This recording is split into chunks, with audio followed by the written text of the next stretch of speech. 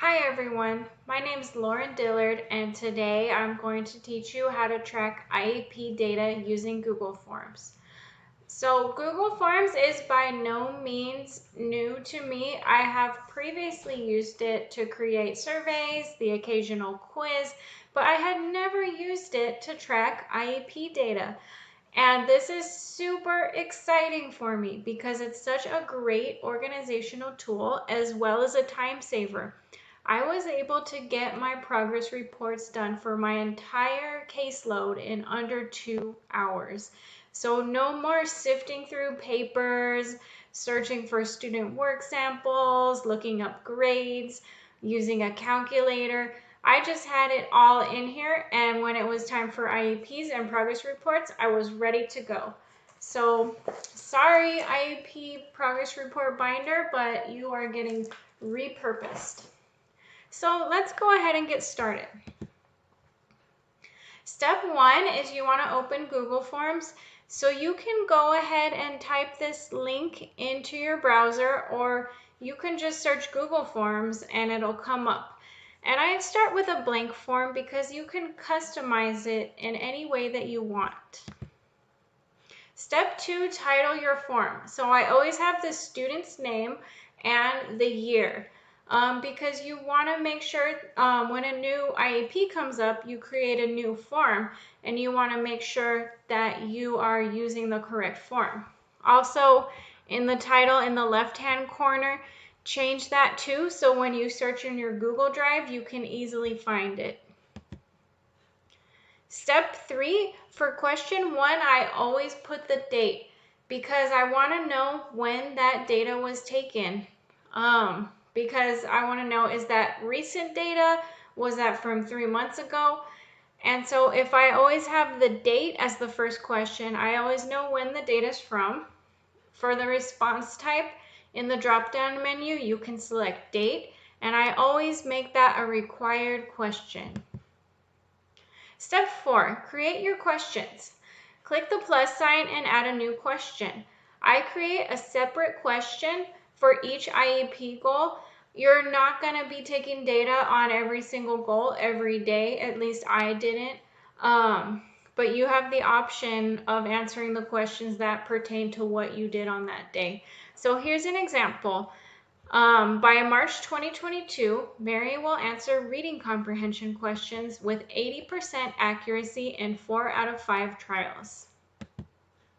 Step 5, choose your response type. So for the types of questions that rely on accuracy, percent accuracy, I like to choose a linear scale. It's super easy because I can give a student 5 questions in math, reading comprehension. For phonics, I can have them read 5 words. But basically, if they answer 4 out of 5 questions correctly, that's 80%. So I find a scale from 0 to 5 really easy in calculating percentage. Another response type, so some goals do not have percent accuracy, they have other criteria, so you might want to use your own best judgment in choosing a response type. For example, this one was a toileting goal, and the contingency of meeting the goal depends on how many and what kind of prompts the student was given. So for this response type, I chose multiple choice, and I put different types and numbers of prompts. Step 6, choose your settings. Click the gear in the upper right corner. I like to collect emails so I know who input what data, because sometimes you might find a student is doing super well with one staff member and not with other staff members. So that's a great opportunity to collaborate, to figure out what are they doing with the student that's particularly effective. Other things you can do, you can limit responses, which I do not do because we're putting in data all the time. I allow people to edit forms after they submit it because they might have made a mistake, they want to go add something. You can let them see a summary of other responses. So you go ahead and choose your settings. Step 7, so you want to share your form so that other people can fill it out. Click the send button in the upper right corner and then click on the link icon. You can email it if that's the way you do it. I copy the link and I paste it into the lessons so that after somebody has finished teaching a lesson, they can just click that link and put in the data right away, and it's super easy that way. Step 8 is optional, but this is really great for an in-person setting, is you can paste the link into a QR code generator. So I just Googled QR code generator and this site came up. When you paste the link, it's going to generate a QR code. So you can print these out and stick them on a clipboard, or you can laminate them and put them on a binder ring and give everybody a copy who's working with the students. That way, even if they don't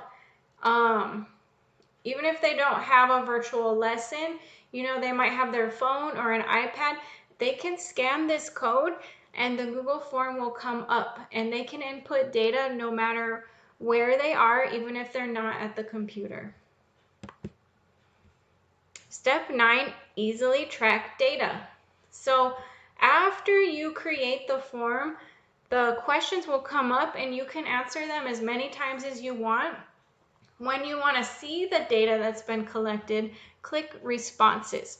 So you can see that this form has 5 responses.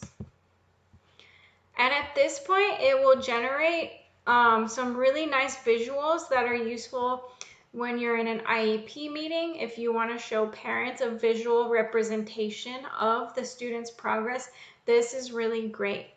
And you can easily tell if the student is meeting their goal. So this goal says they have to answer questions with 80% accuracy. That means they need to get 4 or 5 questions correct in 4 out of 5 trials. So we can tell right away that the student is meeting that goal. They answered 4 questions 3 times. They answered 5 questions 1 time. So that is 4 out of 5 trials where they got 80% or greater accuracy.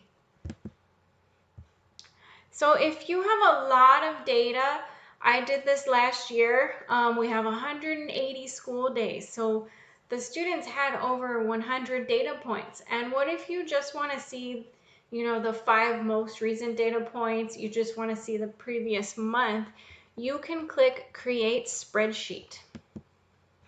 And then from there, you can sort the spreadsheet by date or in whatever way you want to sort it. And then you can view whether or not the student has met the goal. So for example, in column D, the student has met the goal. Remember, to meet 80% accuracy, they have to answer 4 out of 5 questions correctly. And they need to do it in 4 out of 5 trials. So let's count 1, 2, 3. Nope, but 4 out of 5 trials, they met the goal. Column E, it looks like the student did not meet the goal because I see a 2 and I see a 3. So they're making good progress, but they're not meeting that 80% accuracy in 4 out of 5 trials just yet. Column F, again, I see 4 out of 5 scores that are a 4 or higher, so the student is meeting that goal. And column G, remember we had a different response type. The student had to get 1 to 2 prompts in 4 out of 5 trials. So it looks like they did it 3 times, but not quite 4 out of 5 trials. So the student is not yet meeting that goal. So that's about it. If you have any questions or comments, you can contact me at dillard.lauren@gmail.com, and I'd love to hear from you. Thank you for coming to my presentation.